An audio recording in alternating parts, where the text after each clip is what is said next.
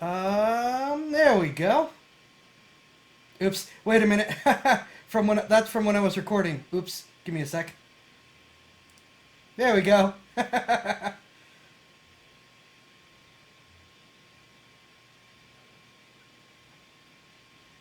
Yep, you see we have the team there on the side still.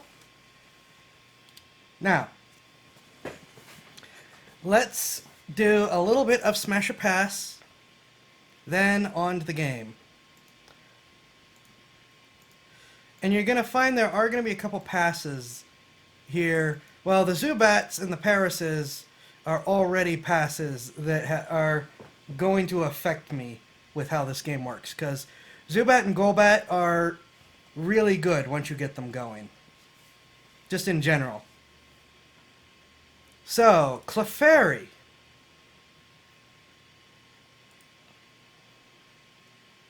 Is cute. Reminds me of Pinkie Pie. Though I also know someone who, not pink, but was very much like that. Very much like this picture here. Clefairy are a bit on the odd side. It's very rare to see one, since few humans have bonded with them. Still, some talk about having strange dreams about Clefairy ravishing them in the middle of the night. Most wake up refreshed, but the dreams don't stop from then on. Interesting.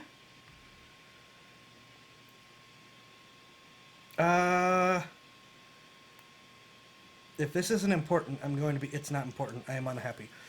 It is very rare, but cases of bonding with one of them seem to exist. They seem to be the ones to approach their partners, seemingly out of curiosity. If one can pique their interest, binding with them is a possibility. They don't need to blink, which makes their intense staring much more disturbing.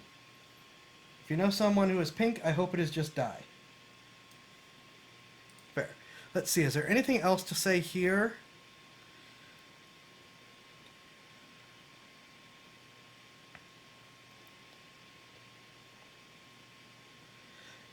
Nope.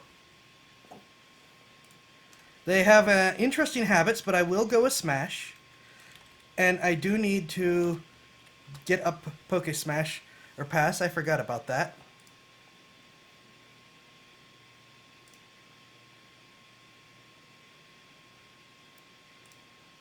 This is the Clefable, who has thickened up a bit. Clefable is one of the rarest Pokemasu. They are only seen if they want to be, so a lot of people don't think they're real. They're leagues ahead of Clefairy in power, though, and it's said that once they choose a human man, they can never escape them. Nor do they want to. A human who has a Clefable as a partner is destined to constant mockery, since Clefables won't let themselves be seen by anyone besides their partners. Many have tried to show them to others, but they seem to be able to disappear out of thin air. Most of their communication is nonverbal, but they are very devoted to their partners. Also a Smash, if somewhat concerned. Let's see, is there anything else here to say? Senses is sharp.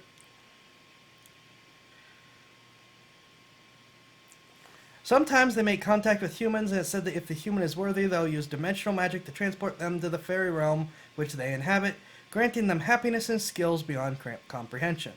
It is because of the rumors that a cult of worshippers for them has developed. Well, that's interesting. Some darker rumors surround them. If you're rejected by them or deemed unworthy of their power, you'll become crazy. But for the most part, humans do not concern themselves with them. Okie dokie then.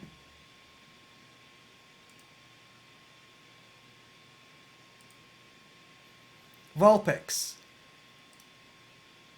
This is gonna be a pass. In spite the Kitsune tropes. And you're gonna see why. Vulpix and Ninetales are actually gonna end up being more passes.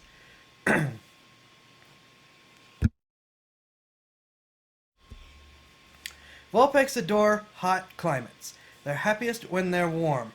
But even then, it's not a great idea to approach them carelessly, since they love to play tricks on humans.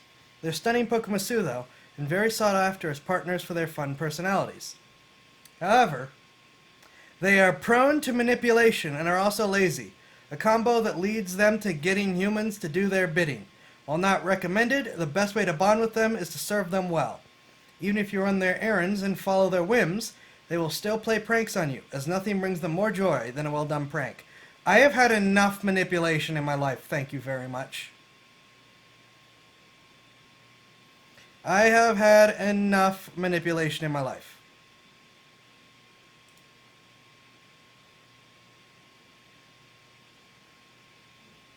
So, despite being very cute and very fluffy, pass. And if I remember, Ninetales is the same way. Ninetales, let's get the picture up. Up to thinks Up to is in danger, probably.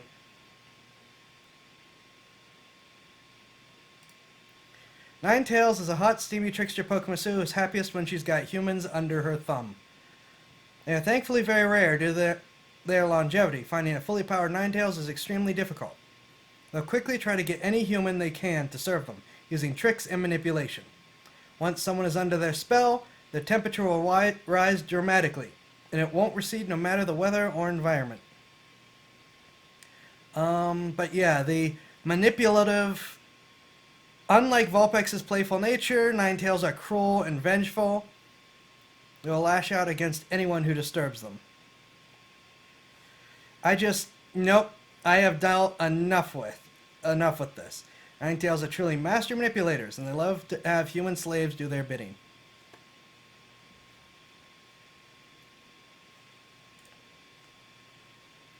Jigglypuff. I wish I could do voices. I would kill to be able to do voices. A voice that's magical enough to serve the gods, but to drive any man insane in bed. Along with a rocking body, have a Jigglypuff. They rarely leave them. Up to wishes Up to had backup to help the Chimera bullying. I think Sundays usually seem like they start fairly slow. Trainer tips. They rarely leave the monasteries and churches that they inhabit and are discouraged to socialize without permission from the church. This only makes them more curious about humans. It says other humans, but I assume about humans. One of the most beautiful experiences someone can have is a personalized song from a Jigglypuff. They make their partners feel their love through their voices. Very short and tiny, small frames. Walk as if they are floating. One of the few Pokemon zoos have completely integrated with humans. You do not find them in the wild. I'll go with yes. Smash.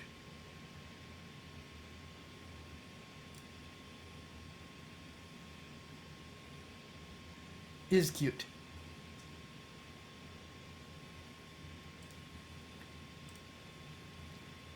And Wigglytuff. The noble's favorite Pokemon, Wigglytuff. Here we go. It is not uncommon for children of nobility and royal blood to bond with Wigglytuffs, as they get to hang around them while growing up. For many of them, the family Wigglytuff is their first love. Their ears are incredibly sensitive, and touching them is strictly forbidden, or they'll get angry, as their elegant existence will quickly drop at the slightest touch. Now, the thought was that this will actually destroy them. I think it might be a different anime trope.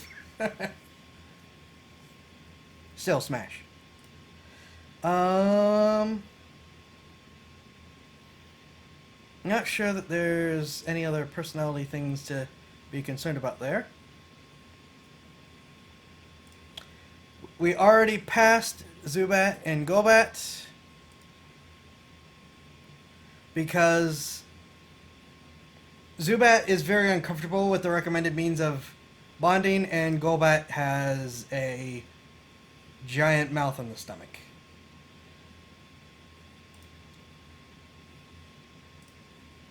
Oddish.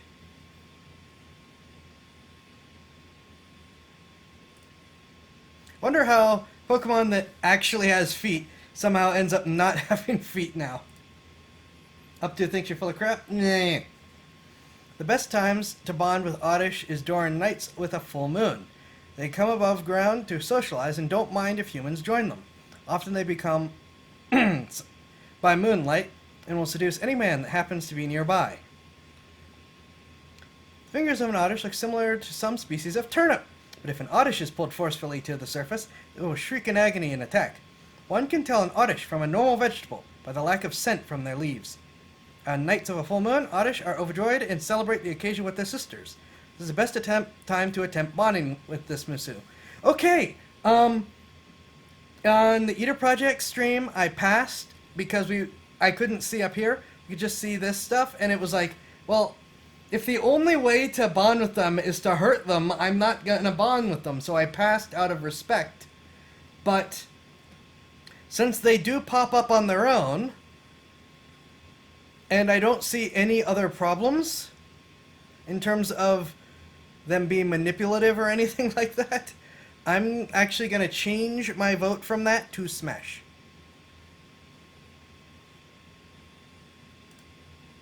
And Vileplume.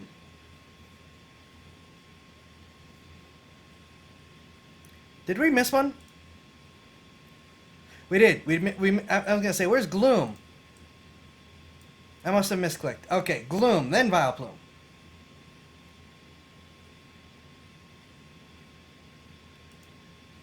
It is said that bonding with the Gloom makes them so happy their fragrance will change to one that smells incredible, especially to their partner. Not only that, but their nectar will also act as an aphrodisiac to them so that Gloom can shower them with love. Goth, but apparently not. It's rare to see a Gloom before one smells them, and due to the variety of aromas Gloom produce, it is difficult to determine them scent alone. As such, the only time someone is likely to encounter them is by chasing bad smells. Gloom initially appear cold and detached upon meeting strangers, but after shown a small amount of kindness, they quickly open up to others. Oh, that is medicinal nectar. Okay. Let's see.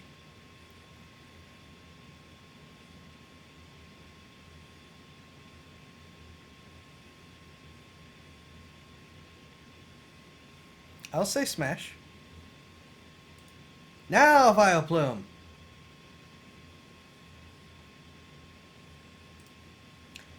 Vileplume are dangerous because there is no known way to bond with them, but there is a chance to escape them if you have a silver tongue and strike their fancy.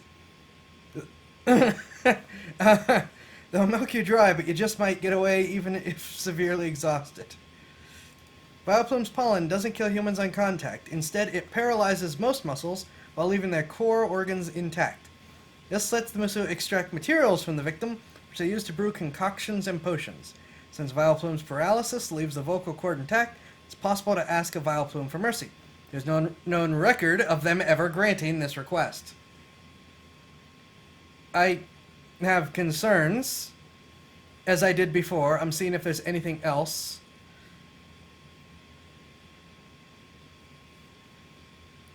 Let's see.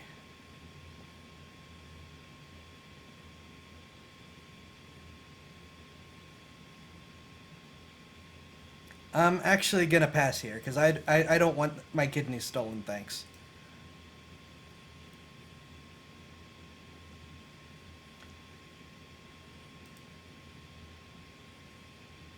Coward.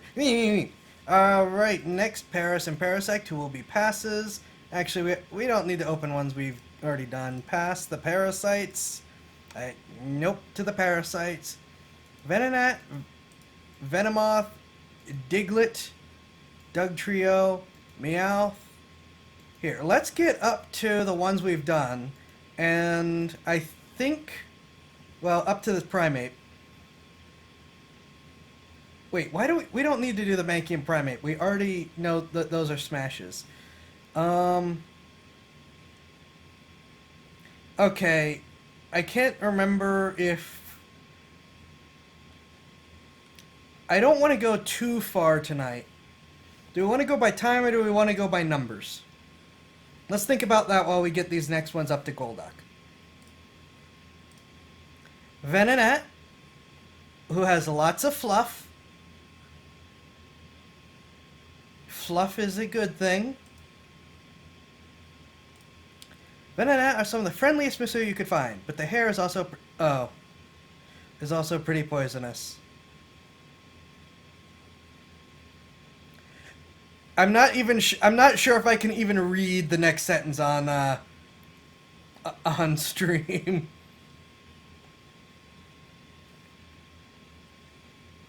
Due to the unusual shape of the hair palette, Venonat have difficulty pronouncing the letter D. So the most common way they refer to new friends is friend. Bonding with a Venonat isn't difficult, but surviving the process is another story. Recommend would-be bonders to apply a wax compound to their lips and other areas to ensure little irritation. Okay. Often mistaken for purple tumbleweeds. Let's see.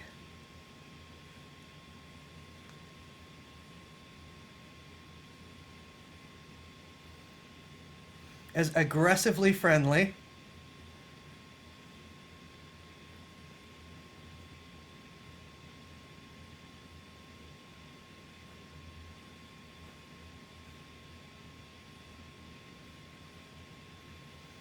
The only way to convince them to stay away is to try to cut their hair or dress them in clothing.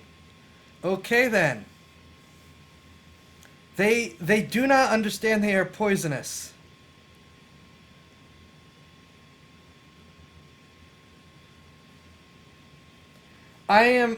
Stop calling me a coward. Shut it. I am debating. The problem is the poison, but there is so much fluff there.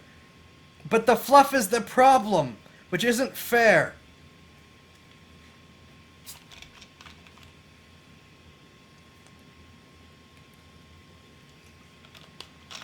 I'm gonna say pass because you won't stop calling me a coward.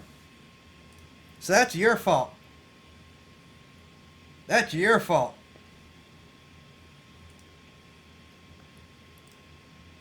Venomoth.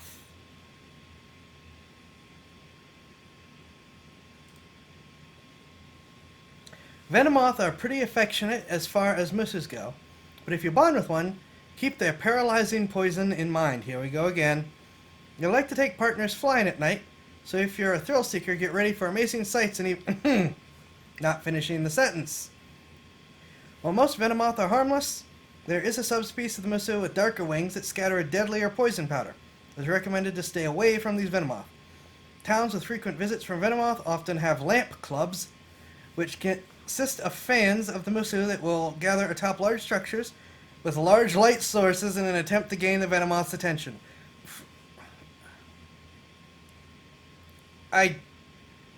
That's... The poison concerns me, but they can control it, unlike the one, right? Oh, no. When a Venomoth flaps its wings, it releases a thin toxic powder. This residue isn't lethal, but leaves those touching it paralyzed. This caused Venomoth to afflict anyone near them or anyone they may be carrying, often without realizing it. Stop with the poison! Oh my gosh, they're adorable.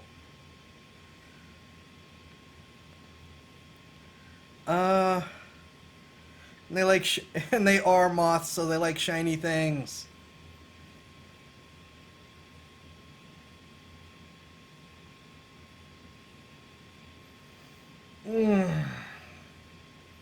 I'm gonna say smash, but stop with the poison. That's not fair. They're fluffy and snuggly. Diglett, which looks concerning. The way that's drawn, it looks like this is the anglerfish light, that is the creature.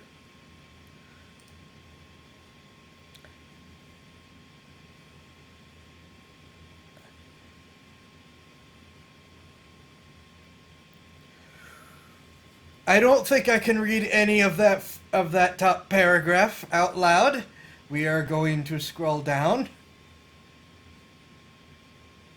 Diglett enjoy pranking their friends, often digging Diglett pits. Up to would be eat it, which are shallow holes they cover with a tarp so people fall into them.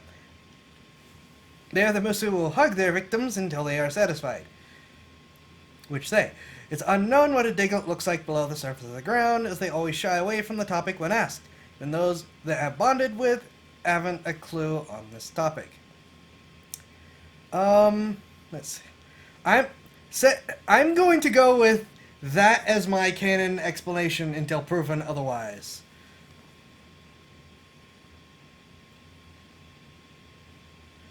Yeah, see, their skin is incredibly soft and slimy, which perplexes researchers since the Musu spend most of their time digging through rough earths. This is not the Musu. The Musu is down here somewhere.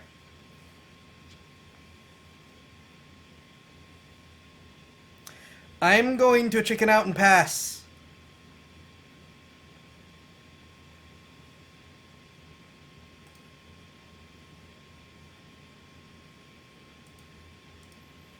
Dugtrio. Kinkumation's quotes. And you wonder what up to calls you a coward. Shut up.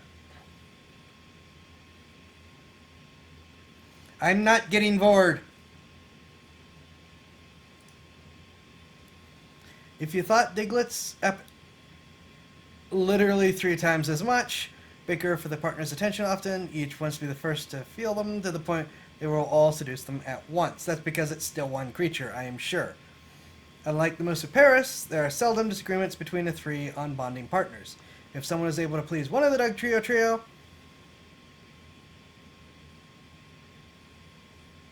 I'm pretty sure that's taken straight from the meme, they'll almost always be agreeable to the other 2. When they aren't digging their tunnels, Dugtrio often hold comedy trio competitions among themselves. One of the most popular Dugtrio at this is a group called Donk, Glomp, and Beauty. Let's see.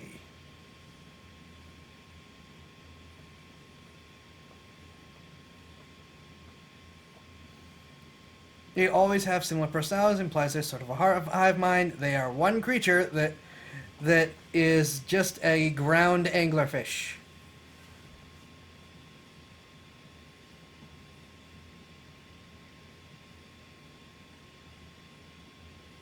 I'm going to continue to chicken out. Pass. Meowth, we got a cat girl. When Meowth enters a payday cycle, they become very needy, clingy, and attracted to anything that seems valuable. Covering yourself in shinies is a great way to bond with them, since they'll clamber on top of you without a second thought. The best time to bond with Meowth is during the duplication phase of its payday cycle, as they become extremely affectionate and meek during this time. Be warned, this is also when the Musu is at its clingiest. Many works of fine art are crafted from Meowth's gold, including ornaments commissioned by temples to the goddess. Ironically, them having so much gold also makes them targets for Meowth's thievery. You have an advantage here, you're already kind of shiny. Indeed. Let's see, is there anything else to read?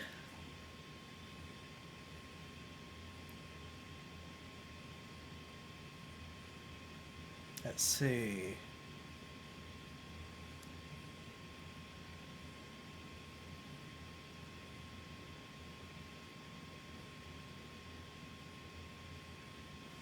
In the payday cycle, the coin in the forehead glows and consumes valuables held up to it.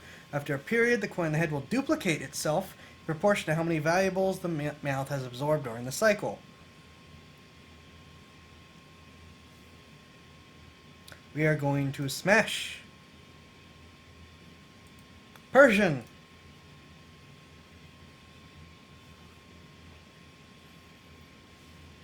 Who is just a D&D Lamia. Not that I'm complaining. Persians are pretty hard to please. They're rather fickle and demand their pleasure above their partners. Nobles who own them have their hands full keeping them happy, so they gift them prisoners as toys, and the lucky ones exist only to please them.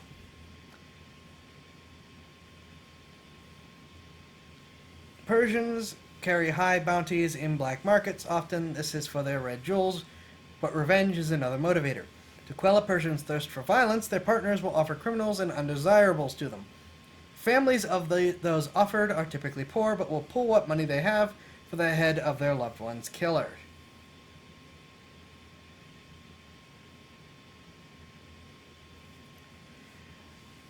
I'm not entirely sure this fits the classy cat name there. Let's see.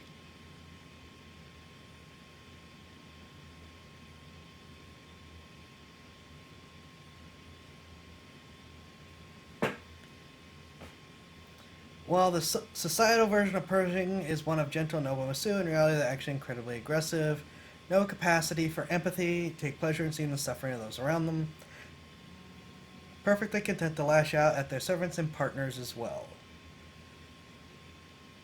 I'm gonna pass. I'm a masochist, but I'm not that kind of masochist.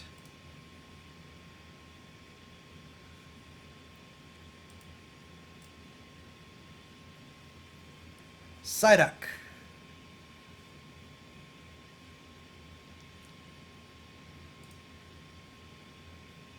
Psyduck requires a lot of care and attention if you want to bond with them.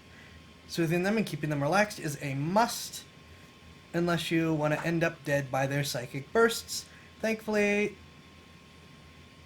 a word I'm not saying on stream, are a great way to get rid of migraines. To reduce a Psyduck's volatile outbursts, one should treat them with kindness and something, and was either external stresses. What? Hey, Digi, welcome. There's no cure for the headaches, but this can reduce the frequency of their episodes. Don't bond with the Psyduck unless they are calm. The effects of Psyduck's abilities are invisible to naked eye, so you won't see them even after it's too late. I think I'm gonna pass, because this time I will openly say I'm chickening out. Why? Why does my tracking do this? What is this thing's problem?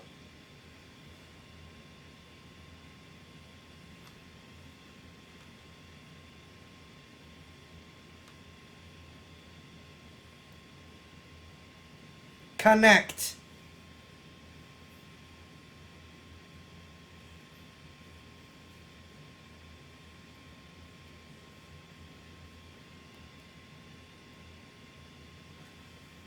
There we go. We're gonna pass the Psyduck. Yep, lots of waifus. If you ever happen, right, Golduck.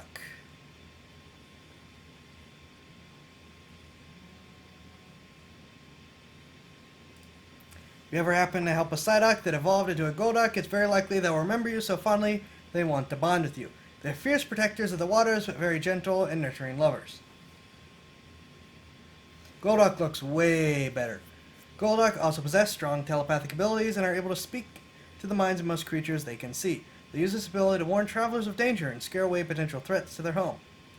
It's possible to bond with Golduck, however one would need to keep up with them as they patrol the waters of their home to do so. As such, we only recommend expert swimmers to attempt this. I am an okay swimmer. For the most part, I just don't want to swim, which may be a problem here. Let's see.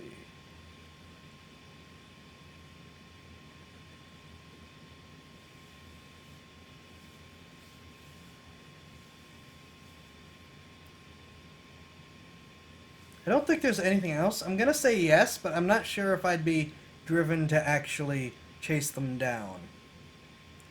Mankey and Primeape were smashes from last time. So we've got Growlithe, Arcanine, Poliwag, Poliwhirl, Poliwrath, Abracadabra, Alakazam. And I think that's it for the ones that we have a chance to run into. I can't remember. Do the Bellsprouts appear north of... Well, they appear in... Yeah, north of... Yeah, we'll do the Machops and the Bellsprouts. And the tentacles, because then we can just skip into the Geodudes and get those done. There. This will get us done for tonight, and then we'll move on to the game after we do this next batch. Growlithe, who I do feel, as far as monster girls, that's just a beast girl, not a monster girl. I do feel the Growlithe is a little lazy. Still very cute, but a little bit like, I guess the Golduck's kind of the same way. Growlithe is still very cute. Growlithe are very earnest partners. They'll always welcome you home by tackling you and covering you in kisses. They want nothing more than to feel their partner. When they do, their fluffy tail wags happily. We're gonna say smash, and I'm not reading more of that paragraph. One of Growlithe's greatest strengths, the acute sense of smell. Not only can they trace unique scents from miles away, also memorize scents of perpetrators and track them down over several weeks, even deep in the wilderness. While typically bipedal, Growlithe will take to running on all fours to achieve their top speed. Or sometimes if they're just very excited. There's not much else to say. Oh wait, they do not? Oh! Only some of their fingers have claws. That's intentional. That's different. Well, the Growlithe is indeed a smash. And the Arcanine is also going to be a smash. I know some of these already. Or I remember some of these already. I do feel like there's a piece here in the lore that's like, really? But I don't know. I think I'm getting a little picky there. Arcanines are not just devoted to the jobs, they throw themselves in everything they care about with 110% effort. As such, having a bond with one means they'll shower you with love whenever they get the chance. When not in the job, Arcanine will often be seen helping those around their towns, as their kind hearts won't let them sit idle as others need help. Arcanine only bond with the most selfless of humans, though they measure these feats differently than most. Small acts of kindness and bravery will move Arcanine's heart more than any show of power. Now, the thing that I was going to mention, which is probably just nitpicking, is that they only use shields, not swords, because the swords break. It's like, okay, here's a spear, or a lance, or something else that's, designed to be used with their strength instead of a sword. I don't know. That's just picking, though. Kinkimation, this is just friendly picking, please. Please don't hate me. Poliwag! I seem to remember these being ditzy. Poliwag really don't like to be alone, which is why if you bond with one, you'll end up bonding with her pond. That means up to 5 adorable tadpoles will be all over you anytime you visit them and won't you leave until they're all satisfied. Bonding with a Poliwag requires bonding with her entire pod, as the Musu won't be with someone her friends disapprove of. Good tactic is to bring gifts from the surface as long as the gifts are waterproof. Poliwag take pride in their bubble-blowing abilities and boast about the many shapes they can make. Though the only shapes we've seen are variants of spheres.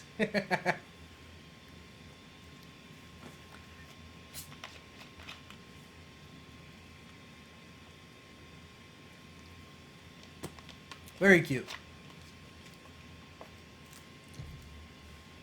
But yeah, I'm pretty sure the Poly series are a bit of ditzes, but we will smash.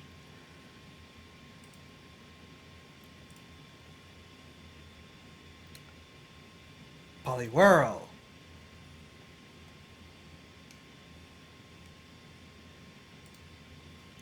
When a Poliwhirl becomes right, their bonded partner will find themselves pinned down and covered by the slimy substance they create. They're often gentle lovers, but they won't stop until they are completely satisfied, which may take a few hours. Poliwhirl's skin secretes a mucus that keeps them damp and makes it harder for aggressors to catch them. But it also has other uses to alchemists, as the substances mix well into soaps, tonics, and other unusual recipes. Lucy loves to have traveling companions who often bond with those that accompany them on their journeys.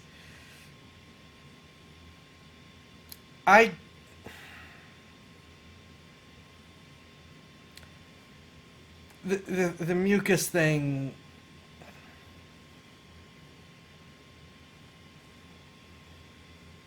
Just like their polywog sisters, Poliwhirl have a great interest in humans and will often visit their settlements. There they will attempt to trade for new trinkets using shiny rocks and flowers they find. Unscrupulous humans will try to take advantage of their naivete, but settlements near Polywog rivers will look out for visiting Poliwhirl to ensure they aren't swindled. It is cute. But the mucus is like...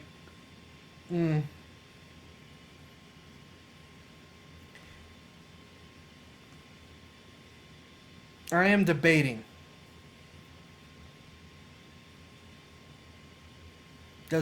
I'm gonna say the cuteness overrides the mucus problem, but Poliwrath. Please.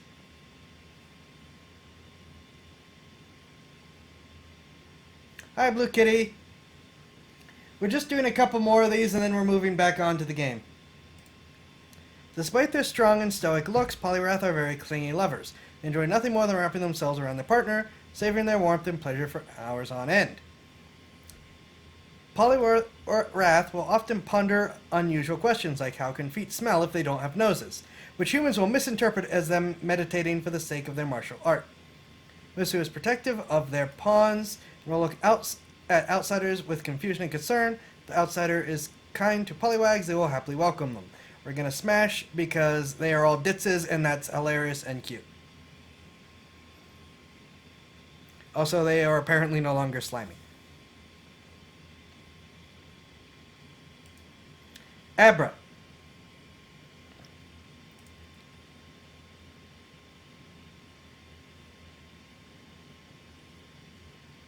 These snuffy Pokemon. Abra are rather passive in their advances since they sleep a lot, but a bonded partner is allowed to blank with them whenever, so long as they make the intention clear in their thoughts. The Psychic Musu will help them and accept them gladly. Abra will only allow those with pure intentions to approach them, such as humans looking for a missing family that want Abra's help finding them. Musu will help people like these as best they can, but always teleport away before the human can offer their thanks. Bonding with Abra takes a lot of time. The Musu doesn't warm up to outsiders quickly. I remember having a comment about this in Eater's stream about how while I have plenty of problems, I don't think I have enough problems the Abra can help me solve. But I will say, yes, smash. Kadabra. Kadabra are very, very proud, so they'll never ask for activities outright, choosing to instead project lewd thoughts into their partner's mind until they get so overwhelmed by lust they pounce on. Okay, I don't remember that from the talk. Okie dokie. Bonding with a Kadabra will require impressing it, either through sharing knowledge it doesn't possess or beating it in a game of wits, neither of which is an easy feat. Kadabra have an acute interest in machinery designed by humans. Clocks, boat rudders, and the like can bring about a certain glee in the Musu as they work to figure out its secrets, though Kadabra will deny this. Engineering for a win. I will smash.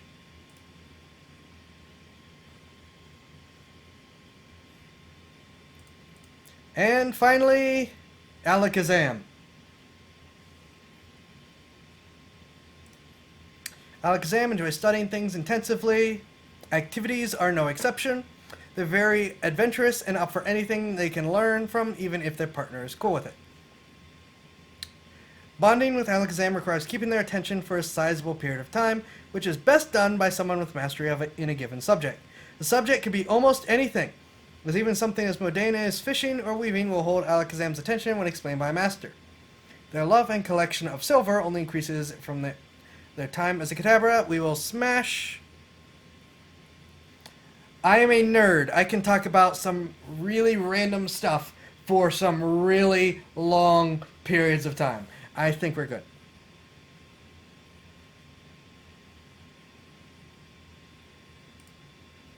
Machop.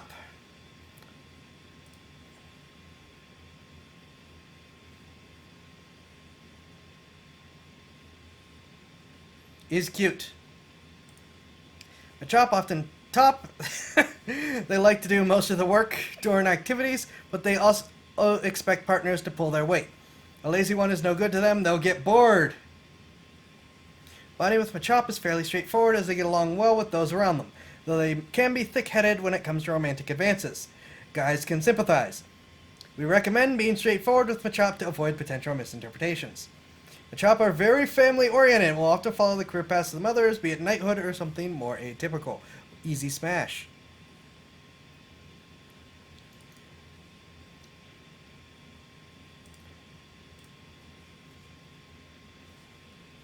Machoke. These three are easy smashes for me. I know that going in. Bottom Machoke insist on intimacy daily.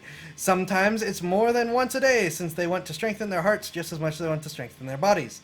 Instead, the partner can often make their interest ignite. Most Machoke continue to train for knighthood and will spar against their sisters to improve their skills. Machoke will be receptive to kind-hearted advances, as they seldom get many after changing from Machop. This is an account of most partners being too intimidated to approach the Masu. Despite their appearances, they are good-natured and joyful with those they see as friends. I do not mind the Amazonian build.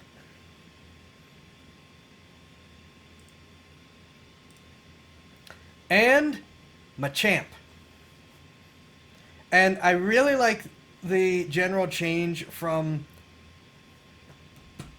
I know that everything has a general change, but there's some design decisions that could have been made that I'm glad weren't made. Machamp prefer to bottom despite their imposing looks. They're terrified of hurting their partners in any way, so they'll take a submissive position, which they enjoy very much. Machamp's propensity to hold back all the time makes them clumsy, which is adorable in a lot of day-to-day interactions. Small tasks like using tools or opening doors are particularly challenging. With so much responsibility on their shoulders, Machamp-like partners that can stay upbeat and cheer them on in tough times. I may have a little trouble like that, but I will work on it. Also, with the many different ways that I've seen people do multi-armed characters, I think I like the forward-back set here a little bit more than some of the others. Pass. Pass, pass, pass, pass, pass. I no to the Vor series.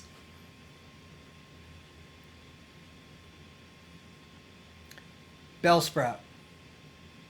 Bellsprout are very energetic. They like to spend time with bonded partners and touch them all over with their entire bodies. Most partners enjoy this because... no. Bellsprout still speak with the mouth on their head and not their mouth tails. Though they play jokes on outsiders sometimes, when too close to their mouth tail look like it talks. I don't know what soulful dancing is, but I can't do it. And that is their mouth tail is their stomach, with strong acids that can dissolve anything. These three are passes. They really are passes. Nope. I'm good. No thanks. We are moving on. The only way to escape them is if they remember you from their Bellsprout days. Rather than consume you, they'll spit you out of the picture when they finish. Due to the amount of incidents regarding Weeping Bell, the Celadon guards have created a slogan to help travelers understand the difference between the safe pursuit and dangerous ones. If she's on 2 feet, feel free to meet. If she's on the floor, run away and ignore. Weeping Bell each have unique fruity scents that are strong enough to be smelled miles away. Nope, we are also going to pass the Weeping Bell. Because no. Many unfortunate travelers have met their end to what the presumed to be friendly Musu.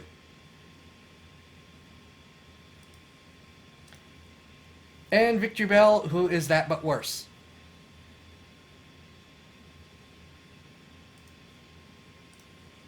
Victory Bell are harsh mistresses. They like to order partners around.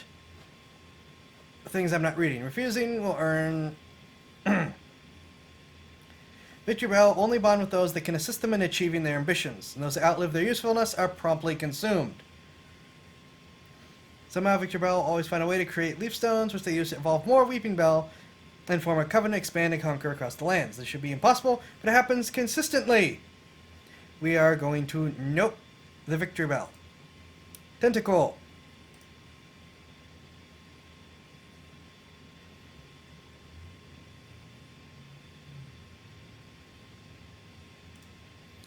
If a tentacle ends up on a beach and dries up, but is saved by a human, they'll consider them their prince and offer themselves to their savior in gratitude.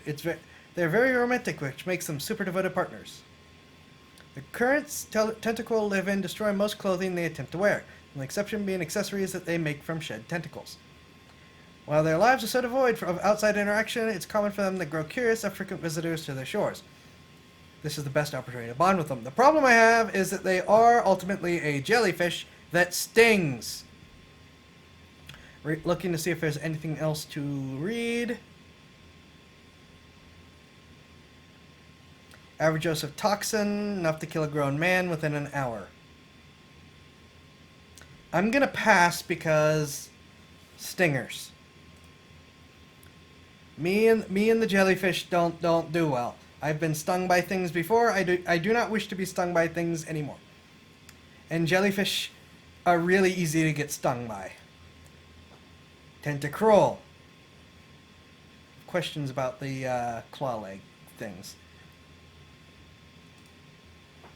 Tentacruel are usually reclusive, but bonded ones are just as romantic as their past evolution. Their bodies are incredibly soft, most bubbly, and partners will often be surrounded by the tentacles on all sides. It is the surrounded by the tentacles that has a problem. Because of the Musu's reclusive nature, meeting one is difficult, and bonding with one is trickier than that. If one bonds with a tentacle that becomes a tentacruel, they will retain their bond between the exchange. Body is unusual, almost bubbly, changes the pain in the water I live in. If you could get that without the stingers, that'd be great. And then we did smash the Geodude series. And I think that takes care of everything we need to worry about running into for now. So now we can get into the game. If the game didn't crash on me.